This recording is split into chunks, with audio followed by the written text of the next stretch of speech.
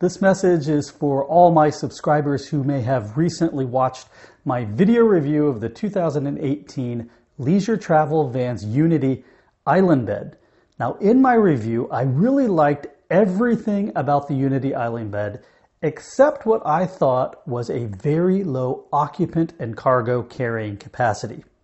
Now, for those of you who want to learn more about occupant and cargo carrying capacity, or OCCC, please watch this video. In my review, I incorrectly stated that the OCCC rating for the Unity Island Bed was around 750 pounds. This is wrong. I apologize.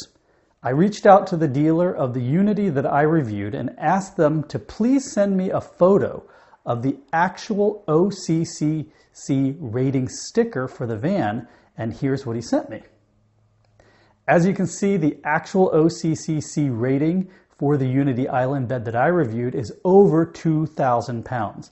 That's a fantastic number, and it gives you tons of cargo carrying capacity to fill up that enormous 63 cubic feet of exterior storage. I'll be releasing a new version of my review of the 2018 Unity Island Bed shortly, and the corrected information will be in it, so please look out for that.